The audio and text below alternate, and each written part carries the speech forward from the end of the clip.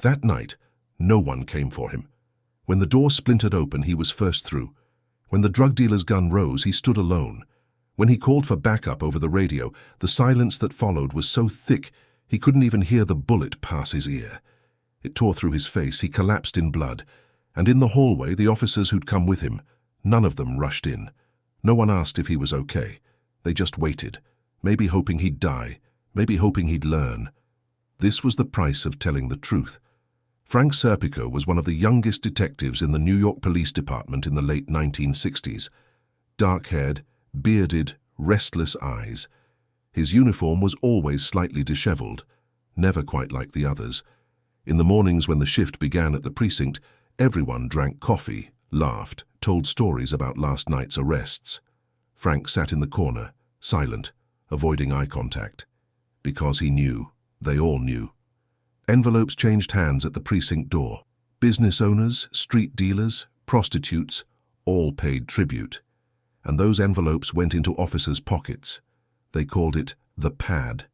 Everyone took it. Everyone knew. No one talked. Frank didn't talk. Not at first. He just watched. When he made an arrest, other officers would say, "Let him go." They'd say he's connected. Then one day they put an envelope in front of Frank. White envelope. $300 inside. "Your share," they said. Frank didn't even look at it. He shook his head. "I don't want it." The room went suddenly quiet. One officer laughed. "What do you mean you don't want it, kid?" "This is part of the job." Frank stood up, grabbed his jacket, walked out. That day, Frank Serpico crossed an invisible line. He was no longer one of them. Months passed. Frank kept making his arrests, but now no one wanted to partner with him. When calls came in, they said they were busy. When he went to lunch, tables didn't open up for him. In the locker room, conversations stopped. They ignored him, pretended he wasn't there. And Frank understood that loneliness was worse than noise. Because noise at least meant something was happening. But silence was erasure. One evening, Frank approached his old partner, a man he'd trusted. "This has to be fixed somehow," he said. The man looked at him, tired, but also afraid. "Frank," the man said, "you're a good cop, but don't get into this. You can't change anybody." Frank's hand gripped his coffee cup tightly. "How will I know if I don't try?" Frank began filing complaints within the department. He went to internal affairs. He gathered documents, dates, names, locations, but the files disappeared. Complaints were shelved for insufficient evidence. One day, a senior inspector called Frank in. He sat behind a large desk. Frank stood at attention. The inspector lit a cigarette, smoke curling in the cold office light. "Serpico," the man said, "you could have a bright future, but if you keep digging into this, you'll destroy yourself." Frank's jaw tightened. "So you want me to ignore corruption?" The man stubbed out his cigarette. "I'm not telling you anything. I'm just asking you to think." From that day, Frank understood. This wasn't just a few bad apples. This was the system, and the system was ready to crush him. Frank changed tactics. If he couldn't find justice inside the police system, he'd go outside. In 1970, he reached out to a journalist, the New York Times. He told the story, everything. The envelopes, the names, the bribes, the threats. The journalist recorded it. Listened with skepticism, but also curiosity. "Can you prove this?" he asked. Frank pulled out a folder. Inside were records, transcripts, his own observations. The journalist flipped through the pages. He looked up at Frank. "This is big," he said, "and it could get you killed." Frank shrugged. "I'm already dead. I'm just breathing." The story broke. New York Times headline, "Officer exposes police bribery system." Frank Serpico's name spread everywhere overnight. Some called him a hero. Most called him a traitor. The mayor formed an investigative commission. They called it the Knapp Commission, Frank testified. In a courtroom before the eyes of hundreds of uniformed officers, he spoke under oath. Lieutenants took bribes. Captains looked away. Commanders distributed envelopes. The room was silent. Some officers bowed their heads. Others stared with rage. Frank's voice trembled but didn't break. because he knew this was the only chance. If he stayed silent now, he'd be silent forever. But confession had a price. February 13th, 1971. A drug raid in Brooklyn. Frank and several officers went to an apartment on the 5th floor. They knocked, no answer. They would break the door down. Frank stood in front. He was always in front, because no one wanted to be next to him. The door splintered. Frank went in. A dark hallway, a room on the left. Kitchen on the right. He saw movement. He tried to turn, but he was too late. A gunshot. Then darkness. The right side of Frank's face was shattered. The bullet entered near his ear, grazed his skull, shattered his cheekbone. He fell. Blood flowing, blood filling his airway. He was drowning. He pressed his hand to his stomach, but the blood wasn't coming from there. It was his face. He couldn't see through the blood. His eyes were closing. And he screamed into the radio, 1013, 1013, officer down! It was the most urgent code. Help should have come, but no one came. The officers waiting in the hallway, they didn't rush in. The radio was open, but they didn't call for help, as if Frank wasn't there, as if he was supposed to die. A neighbor called the police. There's an officer down, she said. She called 911. A civilian saved him. When the ambulance arrived, Frank was still conscious.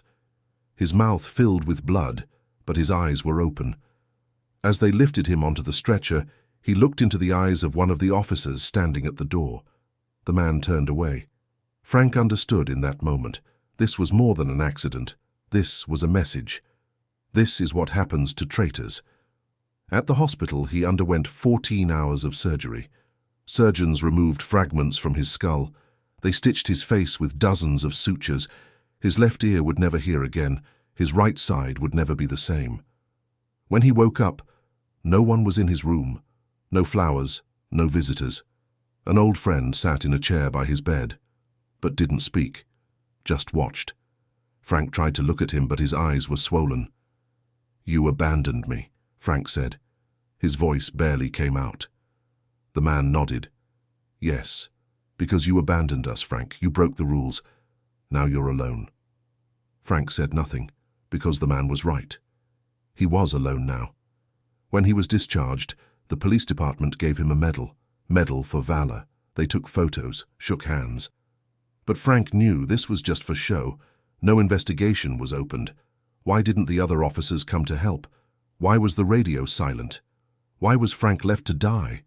These questions weren't asked because the answers were too uncomfortable. Frank stayed in policing a while longer, but he was dying a little more each day. No one talked to him. Death threats arrived. His windows were smashed. One day before leaving home, he looked in the mirror. A deep scar marked his face. He was 35 but looked 60. That day he wrote his resignation. He left New York because in his own city he was no longer safe. Years passed. Frank went to Switzerland, then the Netherlands. He lived a quiet life, in a corner where no one saw him. But America didn't forget him. In 1973, a film was made called Serpico. Al Pacino played Frank. The film showed worldwide. People learned who Frank Serpico was, that quiet, bearded, lonely man. The man punished for telling the truth. The man abandoned by his brothers. The man left to die. In the 1980s, Frank returned to America, but not to New York. He settled in a small town up north. He lived alone. He grew vegetables in his garden. He had a dog. No television, just books, thoughts, and silence. Sometimes he was invited to speak. Universities, conferences. What is courage? They'd ask. Frank's answer was always the same. Courage is doing what's right, even when everyone says you're wrong. One day, a young officer came to Frank. You're a hero, he said. Frank shook his head. No, he said. I just did what needed to be done, and I was punished for it. If that's heroism, our world is in a terrible place. Frank Serpico is in his 80s today, still alive, still alone, still quiet. But his story is told to every new generation. It's taught in police academies. Films were made, books were written, because Frank's story wasn't just about one man.